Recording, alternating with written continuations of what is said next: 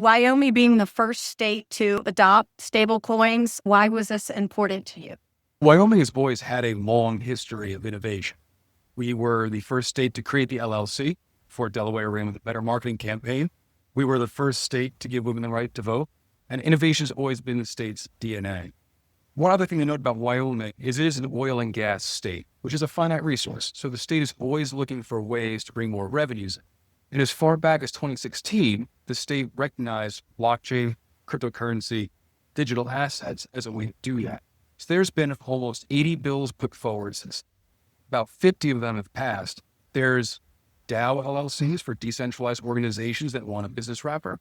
There's the ability to pay your taxes with crypto, which maybe you don't want to do with Bitcoin, but you might want to do with a stablecoin. Right. There's a digital asset registry in the Secretary of State's office, all these different initiatives. A stable token is just one. But that one is the one we have the ability to build in state as our own team. What we've built is the first fiat-backed and fully reserved stablecoin to be issued by a public entity in the United States. It's backed by a very conservative blend of cash, U.S. treasuries, and the purchase agreements, which are very low risk, but still interest bearing. So when someone comes and buys a Wyoming stable token, we get those dollars, we send the stable tokens out. And then we invest those dollars into, again, these very secure assets. When they start generating interest, this is a public goods project in the state of Wyoming, hopefully one that over time lowers the tax burden of the citizens. The first U.S. state issued stablecoin out of the 220 million crypto holders that exist in the world. Those folks are fragmented across different ecosystems, right? And we have zero support 140 different blockchains, and it really solved that problem for a lot of asset issuers, how to make your asset as successful and as universally accessible and useful to the different user bases in the world. And so I think as we continue to talk about it, the Wyoming state really, I would say, changed the paradigm of how most stablecoins have historically been issued, launch on Ethereum and slowly expand over time.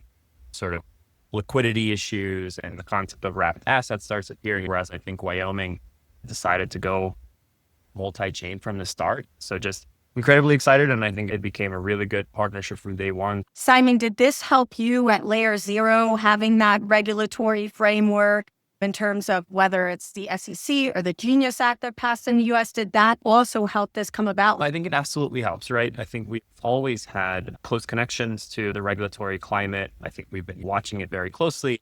We, an interoperability solution, are the only ones in the industry today that are approved by the Department of Financial Services, which is quite unique. And so we've always pursued this very compliant approach to interoperability into digital assets. I think certainly the regulatory climate as of late has helped. And I think it was honestly the sort of perfect storm with the new administration coming in and the regulatory environment becoming friendlier and launching this year. It just came together quite nicely. Anthony, that was like a pivotal moment where you and the governor said, hey, this is the time, or long before this happened, you envisioned stablecoins for Wyoming? This has been a long time coming. The Stable Token Act, which passed in March 2023, was worked on for several years, signed into law. There's a lot of pivots and permutations to this before it ended up passing.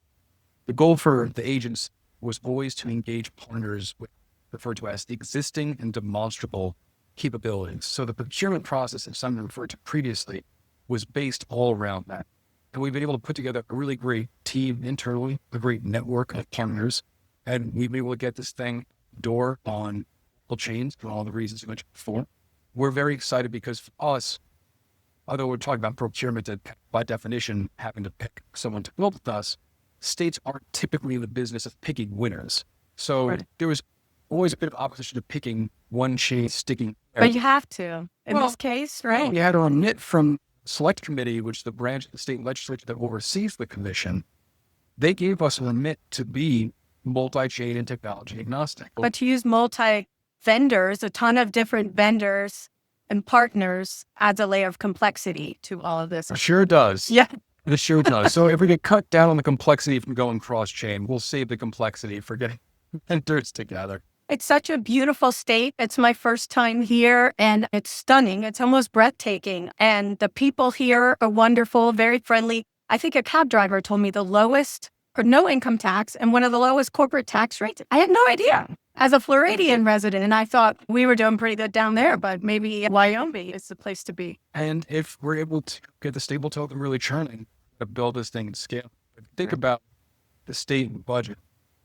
We're a very small state. Our state budget for 2 years is $11 billion. Tether last year made $13 billion of profit. Wow. So if this goes from a $270, $290 billion industry and goes $3.7 trillion, like the U.S. Treasury Secretary Scott Bess thinks of, we're talking about paying for a large swath of state infrastructure with one program that just simply didn't exist the year beforehand. How it takes long to scale up to that level. But the point is, this can really have a tremendous net impact, a tax burden for Wyoming citizens today, and create potentially generational wealth for years. Do you see a lot of other states adopting this stablecoin, launching their own, following suit, and what Governor Gordon and Mr. Apollo are doing?